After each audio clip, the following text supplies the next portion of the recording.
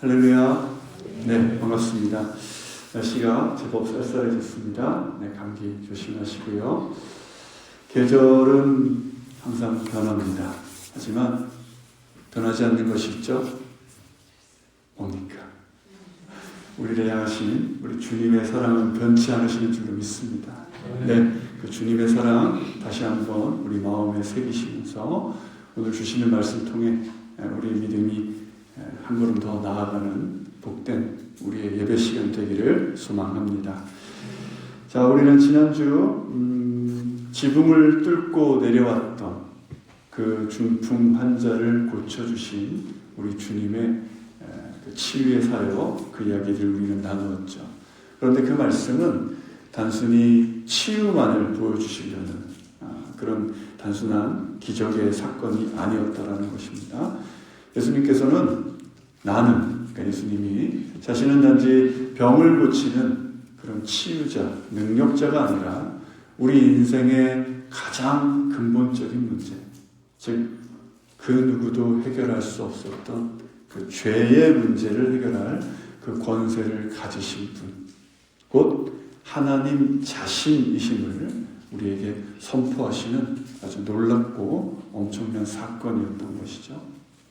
자, 그렇다면 그토록 놀라운 그 죄사함의 권세, 그 한없는 용서의 은혜는 과연 누구를 위한 것이었는가? 자, 이제 오늘 본문은 그 은혜가, 그 죄사함의 권세와 용서의 은혜가 누구를 향해 흘러가는지를 오늘 보여주고 있는데, 자, 그 사람이 누군지 우리 한번 만나러 가시죠. 마가복음 2장 14절의 말씀입니다. 화면이 넘어가지 않네요. 네, 마가복음 2장 14절의 말씀 함께 읽겠습니다. 시작. 그리고 나서 예수께서는 지나가시다가 세관에 앉아있는 알페오의 아들 레위를 만나셨습니다. 예수님께서 레위를 만나셨는데 이 레위는 여러분 잘 아시는 마태입니다. 그리고 그를 만나신 장소는 세관인데요. 당시의 세관은 오늘날 우리가 생각하는 세관과는 좀 다릅니다. 우리가 알고 있는 세관은 어디에 있죠? 주로 공항에 있죠. 외국 여행을 다녀오실 때 그곳에서 세금을 관리하는 세관이 그곳에 있었는데 오늘 말씀의 배경이 되는 이 가버나움은 국경 도시였어요. 제가 기도를 하나 보여드릴게요. 자, 잘 안 보이시죠? 네, 그래서 제가 크게 만들었습니다. 네, 다시 보시면 이 부분을 이제 제가 크게 보여드리면 네, 이렇게 되거든요.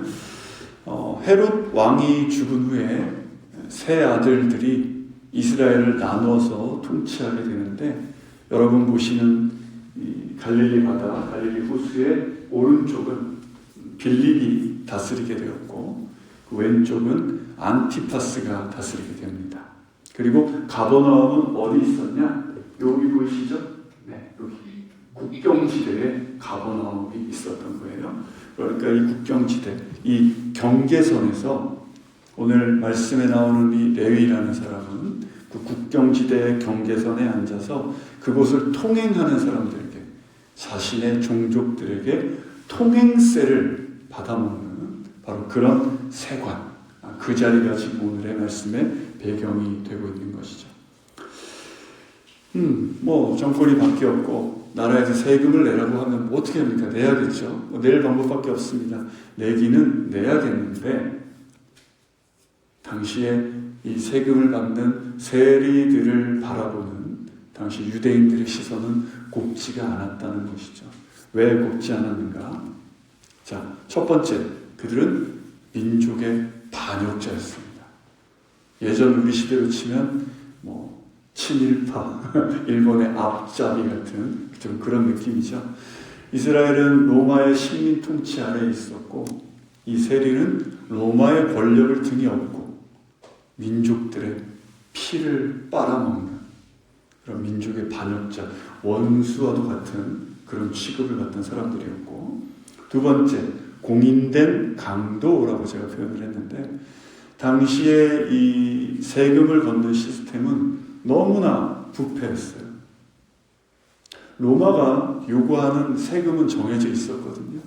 예를 들면 어느 한 곳에서 1억의 세금을 걷어야 된다. 그러면 그 일에 공개 입찰을 하죠. 내가 걷겠다 이런 식으로. 제가 나중에 조금 더 자세하게 설명을 드릴게요.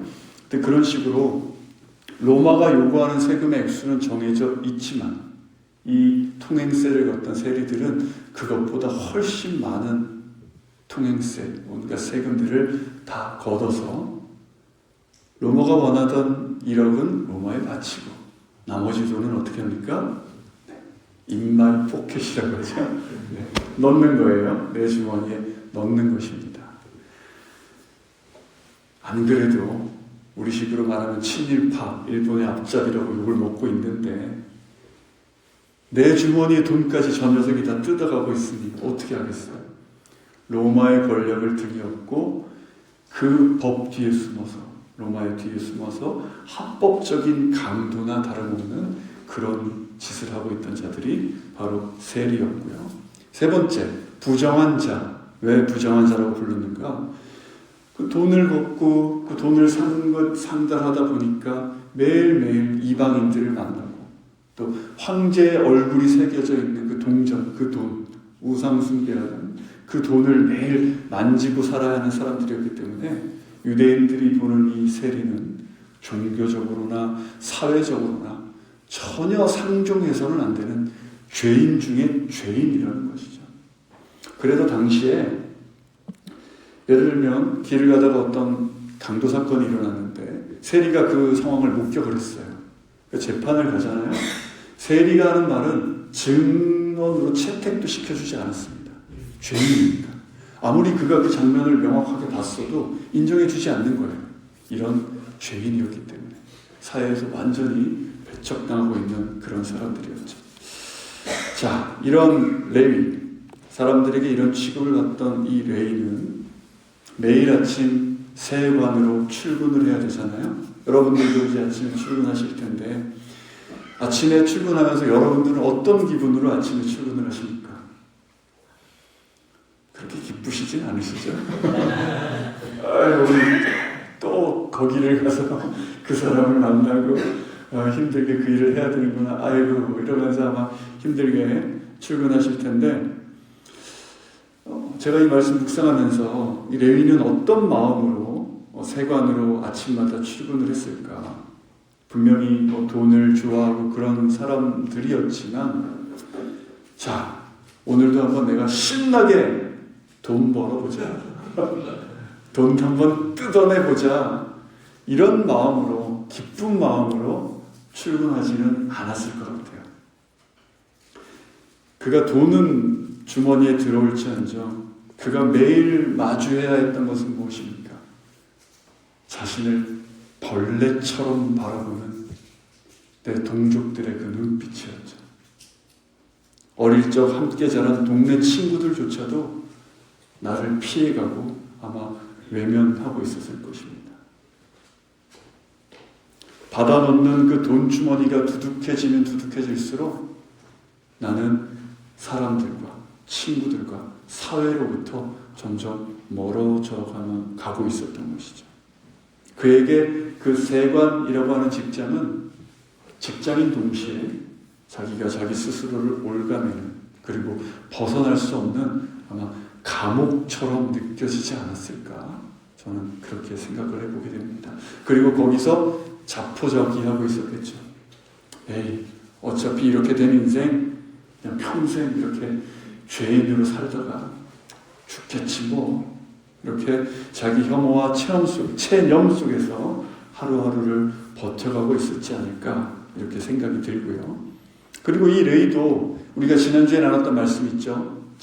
지붕을 뚫고 내린 그 사건, 그 예수님께서 그 중풍 환자를 고쳐주셨던 소문을 들었을까요? 못 들었을까요?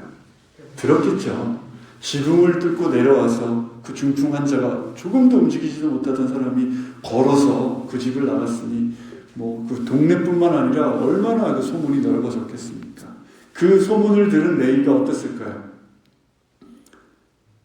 어떻게 그런 일이 있을 수가 있을까? 나도 한번 예수님 만나러 가보고 싶지만 발이 떨어지지 않았겠죠. 그 거룩한 예수님이 친구들조차 나에게 침을 뱉는 나 같은 죄인을 만나주시려고 하실까? 그런 마음으로 그저 그 세관의 자리에 앉아있지 않았을까 생각이 듭니다. 자, 바로 그때 그 세관의 자리에서 뭉개고 앉아있을 때 모든 사람들이 그를 향해서 손가락질을 하고 침을 뱉을 때 유일하게 한 분이죠. 우리 예수님은 그를 피해가지 않으셨습니다. 오히려 그에게 다가가셨죠. 자, 14절의 말씀 우리 다시 한번 읽겠습니다. 시작. 그리고 나서 예수께서는 지나가시다가 세관에 앉아있는 알페오의 아들 레위를 만나셨습니다. 네, 지금 이 상황 수많은 군중들이 예수님과 함께 가고 있었겠죠. 예수님을 많은 사람들이 따르고 있었어요. 예수님, 그들에게 예수님은 어떤 분이십니까? 기적을 행하시는 분, 중풍병자를 일으키시고 권위 있는 놀라운 말씀을 가르쳐 주시는 분, 드디어 우리의 이스라엘을 해방시킬 새로운 희망이 나타나셨다. 이런 기대감으로 주님을 다들 따르고 있는데 그분이 돈과 탐욕으로 얼룩진 그 세관이라는 그 앞에 갑자기 발걸음을 멈추셨다는 것이죠. 그리고 모두가 경멸하고 있는 그 죄인을 향해서 다가가십니다. 그 시끄럽고 웅성거리고 환호하면서 예수님을 따르던 그 무리들이 일순간 어떻게 됐을까요? 조용해졌겠죠. 그리고 수군거립니다. 아니, 왜 하필 여기서 멈추시지? 그리고 저 레위, 저 죄인에게 다가가셔서 도대체 무슨 말씀을 하시려고 여기에 멈추셨을까? 그들은 수군거렸고 레위는 고개를 들었습니다. 고개를 들어 바라본 예수님은 어떤 모습이셨을까요? 레위는 평생 자신을 경멸하는 사람들, 여러분 혹시 요즘 말로 극혐이라고 아시나요? 들어보셨나요? 들어는 보셨죠? 극도로 혐오한다는 뜻이에요. 레위는 평생 그런 시선을 받은 거예요. 사람들로부터. 누구도 자신을 따뜻하게 바라보주는 것이 아니라 극도로 혐오하는 극혐의 눈빛으로 모든 사람들이 자신을 바라보는 것에 이골이 난 사람이었는데 그가 눈을 들어서 바라본 예수님, 이때까지 단 한 번도 받아보지 못했던 그 시선과 마주칩니다. 극혐과 정죄가 아닌 관심과 사랑의 눈빛. 자신의 가장 깊은 곳을 꿰뚫어 보시면서도 동시에 너무나 따뜻하게 나를 감싸주시는 그 긍휼의 시선을 오늘 보게 된다는 것이죠. 그리고 그 눈빛으로 나를 바라봐 주시는 그 예수님의 입에서 흘러나오는 따뜻한 한마디 무엇입니까, 여러분? 그렇죠. 시작. 나를 따라오너라. 주님의 이 음성이 레이에게 들렸을 때 레이는 이 음성을 어떻게 이해했을까요? 어떻게 알아들었을까요? 야, 레이야, 너 언제까지 여기 이러고 앉아있을 거냐? 이런 인생 살지 말고 이제 다른 직업 좀 알아봐라. 이런 음성이요? 아니었어요. 이런 음성. 평생 죄인, 반역자, 강도, 부정한 놈으로 불리던 그에게 너는 내가 부를 만한 가치가 있는 사람이다. 그의 이때까지 무너진 자존감과 그 존재를 다시 세워주시는 생명의 음성으로 오늘 그에게 들려오고 있는 것이죠. 나를 따라오너라. 모든 사람이 그를 죄인이라고 규정할 때 예수님은 레위를 뭐라고 말씀해 주십니까? 너는 나의 제자가 될 것이다 라고 말씀해 주시는 거예요. 이 부르심은 레위에게 엄청난 결단을 요구하는 순간입니다. 예수님을 따른다는 것은요, 이 세관에 앉아있는 이 자리를 포기해야 한다는 것이잖아요. 얼마나 편합니까? 그냥 앉아서 지나가는 사람들한테 돈만 받으면 되는 거예요. 그 돈이 내 주머니로 들어오죠. 꿀 같은 직업, 군에서는 꿀보직이라고 저희는 표현했는데, 너무나 꿀 같은 직업, 부럽지 않으세요? 가만히 앉아서 돈이 들어오는 꿀 같은 이 직업, 이 생계를 포기해야 한다는 뜻입니다. 지금. 하지만 레이는 망설이지 않았어요.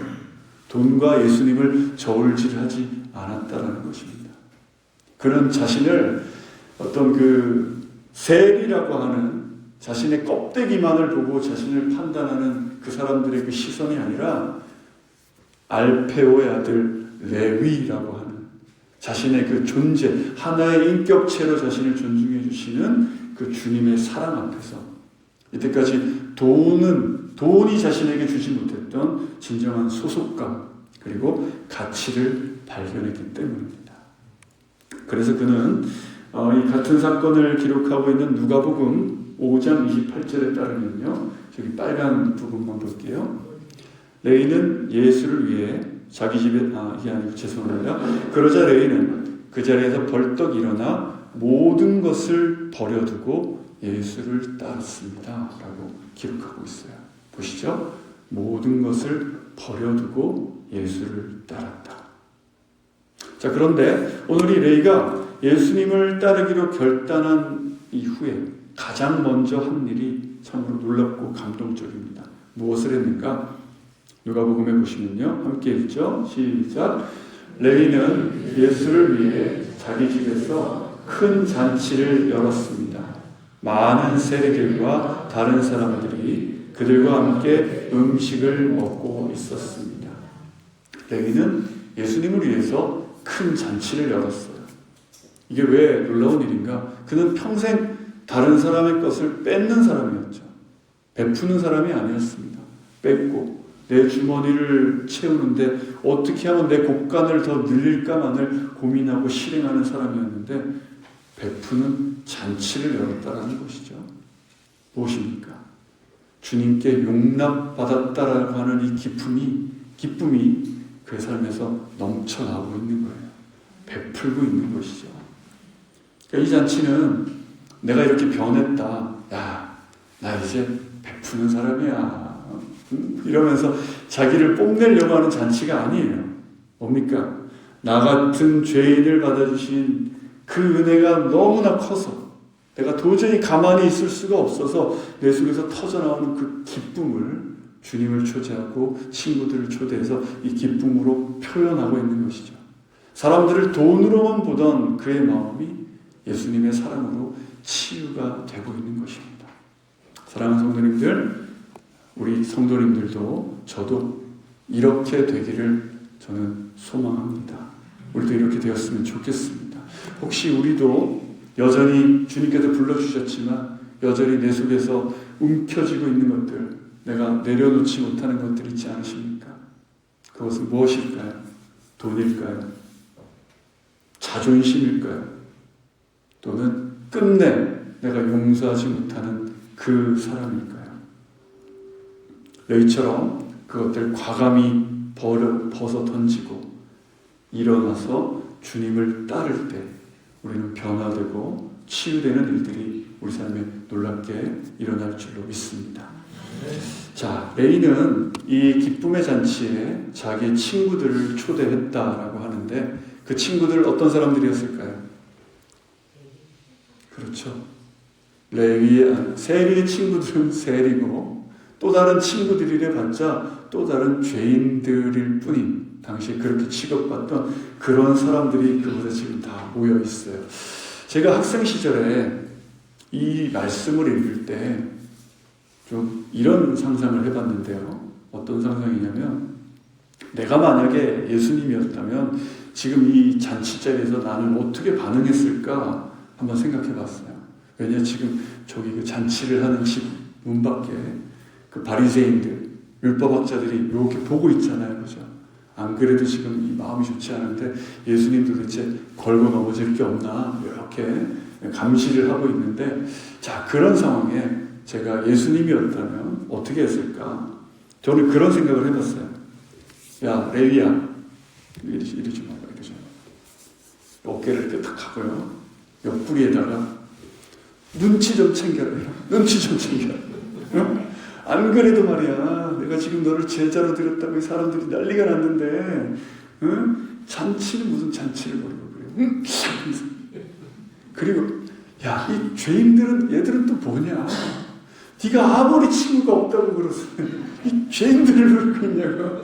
이렇게 꼴밤을 몇 대 매기지 않았을까? 제가 그때가 중학교 때인가요? 그 말씀 읽을 때 좀 재밌는 상상을 해본 적이 있었는데, 그건 이제 제 입장인 것이고, 자, 우리 예수님은 그렇게 말씀하지 않으셨죠. 우리 예수님 어떻게 하십니까? 그들과 함께 음식을 드시는데, 자, 15절의 말씀입니다. 함께 읽죠. 예수께서 레위의 집에서 식사를 하시는데 많은 세리와 죄인들이 예수와 그분의 제자들과 함께 음식을 먹고 있었습니다. 이런 사람들이 예수를 많이 따랐기 때문입니다. 네. 당시 누군가와 함께 식사를 한다라는 것은 요즘 이 시대에 우리가 누군가와 식사하는 것과는 조금 더 다른 의미, 더 깊은 의미가 있었어요. 당시에 함께 식사를 한다는 것은 나는 당신과 동등한 사람입니다. 나는 당신을 내 가족으로, 내 친구로 받아들입니다. 라는 그런 의미가 있었던 것이거든요. 그러니까 모든 사람들로부터 평생 정죄당하고 손가락질 받던, 침뱉음을 당하던 그 레위와 그 친구들에게 우리 예수님께서는 그들과 눈을 맞춰주시고 같은 상에서 음식을 나누시면서 그들과 친구가 되어주고 있는 이 순간, 어떻게 보이세요, 여러분? 이 땅에서 경험하는 하나님 나라가 저 당시에 이루어지지 않았겠습니까? 이 레위의 집은 단순한 잔치의 자리가 아니라 예수님을 통해서 그 죄인들이 새로운 가족으로 초대되고 용납되고 아주 열린 식탁, 복음이 전해지는 그런 기쁨의 식탁이 지금 잔치 자리가 진행되고 있는 것이죠. 이 말씀을 볼 때 여러분 뭐가 떠오르는 것 하나 있지 않으신가요? 교회가 떠오르지 않으십니까? 교회는 내 취향에 맞는 사람들, 나와 생각이 같은 사람들이 모여있는 동호회가 절대 아닙니다. 때로는 나를 힘들게 하는 사람, 도저히 나와는 맞지 않는 사람, 힘들게 하는 사람, 내가 그 사람들과도 함께하는 이유, 그 사람과 내가 한 식탁에 앉아 함께 식사하는 이유, 교제를 하는 이유, 그것은 오직 오늘 이 레위처럼 주님께서 우리를 부르셨기 때문인 줄로 믿습니다. 예수님 때문에, 그분의 용납하심 때문에, 내 죄를 용서해 주신 것 때문에, 나를 자녀 삼아 주신 것 때문에 우리는 서로를 용납하며 함께 식탁에 앉아 있는 것, 그것이 바로 우리 교회인 줄로 믿습니다. 자, 이 아름답고 너무나 행복하고 기쁜 이 잔치를 지켜보면서 마음이 불편한 사람들이 있었어요. 16절입니다. 함께 읽죠. 바리새파 사람인 율법학자들은 예수께서 죄인들과 세리들과 함께 먹는 것을 보고 예수의 제자들에게 물었습니다. 어째서 너희 선생님은 세리와 죄인들과 함께 어울려 먹느냐? 자, 그들은 스스로를 거룩하다고 생각했기 때문에 죄인들과 섞이는 것을 아주 극도로 혐오했어요. 극혐했죠. 그들이 생각하는 거룩은 죄와 그 죄를 지은 죄인들로부터의 분리, 그들로부터 떨어지는 것, 죄로부터 떨어지는 것을 그들은 거룩이라고 생각했기 때문에 당시에 너무나 인기 많고 모든 사람이 추앙하던 이 떠오르던 랍비였던 이 예수님께서 저런 죄인들과 함께 식사를 한다라는 것 자체는 절대 용납할 수 없는 그런 상황이 되는 것입니다. 자, 우리 지난주에 예수님께서 이 지붕에서 내려온 사람에게 너의 죄를 사하겠다라고 말씀하셨을 때 이 서기관들이 신성모독이다 라고 하면서 속으로 예수님을 비난했던 거 기억하시죠? 그때 그 마음을 아시고 우리 예수님께서 인자가 땅에서 죄를 용서하는 권세가 있는 것을 너희에게 알려주겠다라고 그 마음을 아시고 말씀하셨던 것처럼, 자, 오늘도 예수님을 비난하는 이들에게 우리 예수님께서 한 말씀 하십니다. 17절입니다. 시작. 예수께서 이 말을 들으시고 그들에게 말씀하셨습니다.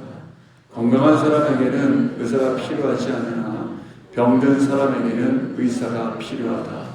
나는 의인을 부르러 온 것이 아니라 죄인을 부르러 왔다. 자, 많이 아시는 유명한 구절이죠. 병든 사람에게는 의사가 필요하다. 나는 의인을 부르러 온 것이 아니라 죄인을 부르러 왔다. 자, 이 말씀 뭡니까, 여러분? 예수님께서 의사 선생님이신데 가만히 보니까 바리새인들은 건강해 보이고 또 의로워 보이니까 너희들은 내가 필요 없구나 이렇게 이해를 하실 수가 있는데 그 말씀이 아니에요. 잘 보시면, 자, 이 말씀은 이 바리새파 율법학자들처럼, 자, 이 부분 잘 들으셔야 돼요. 바리새파 율법학자들처럼 자신이 의인이라고 생각하는 죄인들을 부르러 온 것이 아니라, 다시요, 자신이 의인이라고 내가 의롭다고 생각하는 죄인을 부르러 온 것이 아니라 레위처럼 자신이 죄인임을 알고 하나님께 긍휼을 구하는 죄인을 부르러 오셨다는 것입니다. 아시겠죠? 결국엔 다 죄인이란 얘기예요. 다 죄인인데 자신을 의롭다고 생각하는 죄인이 있고 하나님 앞에 긍휼을 구하는 죄인이 있다라는 것입니다. 자신들만 의롭다고 건강하다고 생각하는 이 바리새파 율법학자들에게 오늘 본문과 같은 사건을 다룬 마태복음 9장 13절에 보시면 예수님께서 이렇게 말씀하시는데요. 제가 읽을게요. 너희는 가서 내가 원하는 것은 제사가 아니라 자비다 하신 말씀이 무슨 뜻인지 배워라. 나는 의인을 부르러 온 것이 아니라 죄인을 부르러 왔다. 백성들을 가르치는 이스라엘에서 제일 똑똑하다라고 하는 이 그들에게, 그 선생들에게 내가 원하는 것은 제사가 아니라 자비다라고 하신 그 참뜻을 너희가 다시 배워라. 너희들은 제대로 알고 있는 것이 아니다. 잘못 알고 있다라고 지금 하시면서 꾸짖으시고 계시거든요. 그리고 이 말씀의 그 원본은 어디냐면 시편 51편 16절 17절에 이런 말씀이 있습니다. 주께서는 제사를 기뻐하지 않으시니 그러지 않았다면 내가 제사를 드렸을 것입니다. 주께서는 번제도 즐거워하지 않으십니다. 하나님께서 바라시는 제사는 상한 영혼입니다. 오 하나님이여, 주께서는 상하고 뉘우치는 마음을 외면하지 않으십니다. 네. 이 시편은 다윗이 밧세바와 간음한 후에 나단 선지자가 그를 찾아왔을 때 그가 지은 시편 말씀이에요. 다윗은 밧세바와 그 끔찍한 죄를 저지르고도 정작 자신은 의로운 왕이라고 생각하고 있었죠. 나단 선지자가 찾아오기 전까지는 자신이 죄인이라는 것을 모르고 있었습니다. 얼마나 무서운 죄를 지었는지 깨닫지 못한 채 자신은 하나님 앞에서 나는 건강한 자, 의로운 자, 마치 이 바리새인들처럼 그렇게 생각하고 있었던 것이죠. 하지만 나단 선지자를 통해서 그 죄를 깨닫게 되었을 때 바로 하나님 앞에 엎드려서 긍휼을 구했던 다윗의 모습 우리가 알고 있습니다. 예수님 지금 이 말씀을 왜 바리새인들에게 하고 계십니까? 지금 이 바리새인들은 나단 선지자를 만나기 전에 그 다윗처럼 자신들은 건강하다, 나는 의롭다, 나는 아무런 문제가 없다라고 생각하는 죄인이라는 것이죠. 그 말씀을 지금 하고 계시는 거예요. 자, 그럼 여러분, 지난주도 그렇고요. 이번 주도 그렇고, 그 뒤로도 쭉 보면 죄인인데, 바리새인들도 죄인인데, 이 예수님이 하시는 그 사역을 보면서 그들은 왜 그토록 분노했을까? 왜 그토록 예수님을 못 잡아 먹어서 안달이 났을까? 왜 그랬을까요, 여러분? 단순히 예수님이 율법을 안 지키신다라고 해서 그랬던 것이 아닙니다. 그들이 그토록 분노했던 이유는요, 예수님께서 그 죄인들에게 베푸시는 그 값없이 주시는 은혜, 그 은혜가 그들이 평생을 바쳐 쌓아 올린 종교적 열심, 제사, 노력, 그것들을 한순간에 가치 없게 만들어버렸기 때문에. 뭡니까? 만약 하나님이 오늘 레위니까요, 저런 레위에게, 저런 죄인에게, 아무것도 하지 않는, 죄밖에 짓지 않는 저런 죄인에게 이런 은혜를 그저 주신다면 우리가 평생 지켜오고 쌓아온 나의 의와 나의 종교적 열심, 이건 다 무슨 소용이란 말인가, 이런 마음인 것이죠. 나는 저 레위와 다릅니다. 나는 금식했고요, 나는 11조 꼬박꼬박 냈고요, 죄도 짓지 않고 죄인들 곁에 가지도 않았어요. 나는 평생 나의 이 의로움을 지키기 위해서 내 평생을 바쳤단 말입니다. 그런데 예수님은 왜 어떤 노력도 하지 않는 저 죄인 레위에게 단지 그가 예수님의 부르심에 응답했다라는 그 이유 하나만으로 그에게 공짜로 은혜를 준다? 그럼 내 인생은 뭐가 되는 겁니까?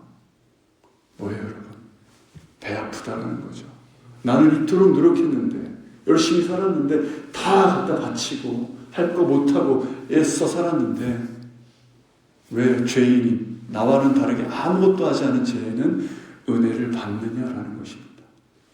이들의 시선은 이런 것이죠. 자, 그런데 여러분, 이 부분이 참 두려운 부분이에요, 저는. 왜 두렵습니까? 여러분도 저도, 우리도 모르는 사이에 우리의 모습들도 이렇게 변해가는 경우가 많다라는 것이죠. 우리의 신앙의 연수, 여러분 얼마나 믿으셨습니까? 저는 한 50년쯤 됐습니다. 흔히 말하는 모태신앙으로, 뭐 그런 거 있죠. 내가 교회 다닌 지가 몇 년인데, 내가 예수 믿은 지가 몇 년인데 하면서 연수를 자랑하는 분들이 있어요. 그리고 내가 교회에서 뭐 어떤 직분을 맡았다, 어떤 봉사를 하고 있다, 내가 예배 1년 동안 새벽 예배, 수요 예배, 금요 예배, 주일 예배, 성경 공부, 교회에서 하는 예배는 어느 것도 빠지지 않고 드리는 사람이다. 그런데요, 왜 그렇게 드리는 겁니까, 여러분? 나는 왜 그렇게 살아가고 있습니까?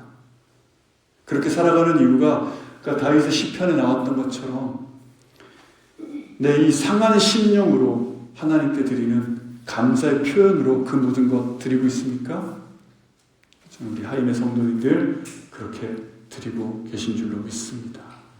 하지만 그렇지 않다면 그 모든 이유들이 나의 의로움을 드러내기 위해서, 나의 노력을 증명하는 도구로 써먹기 위해서, 내 자랑이 되기 위해서 나의 신앙 연수와 직분과 예배 참여와 봉사와 헌금 같은 것들이 쓰여지고 있지는 않은가 하는 것이죠. 내가 만약 그 길을 걷는다면 우리는 예수님께 가까이 오지 못하고 저 멀리서 수군거리고 있는 바리새인들의 자리에 서 있는 것과 마찬가지가 되는 것입니다. 가장 우리 주님 누구를 부르러 오셨다고요? 죄인을 부르러 오셨어요. 주님의 그 부르심 앞으로 어떻게 해요? 주님, 저는 단 하루도 주님 없이는 살아갈 수 없는 죄인입니다. 나를 긍휼히 여겨 주시옵소서. 이 반응이 죄인을 부르시는 주님 앞으로 나가는 우리의 반응이 되어야 되는 것이죠. 이런 모습으로 예수님을 따라가는 우리 모두가 되기를 소망합니다. 주님은 오늘도 자신의 죄인됨을 아는 그 상한 영혼을 찾고 계십니다. 그 겸손한 자를 부르셔서 레위가 누렸던 그 기쁨의 잔치 자리로 우리를 초대하고 계십니다. 분명히 신앙생활 열심히 하는 것 좋아요. 열심히 하셔야죠. 네, 내 힘을 다해서 하나님과 교회를 섬겨야죠. 하지만 그것이 내 자랑이 되어서는 안 됩니다. 어느 자리에 서 있느냐가 중요한 것이죠. 나의 업적, 나의 자랑 다 내려놓고 오늘 나를 불러주신 주님의 긍휼과 은혜만을 붙잡고 주님의 부르심에 합당한 자로 살아가는 우리 하임의 모든 성도님들 되시기를 주님의 이름으로 축원합니다.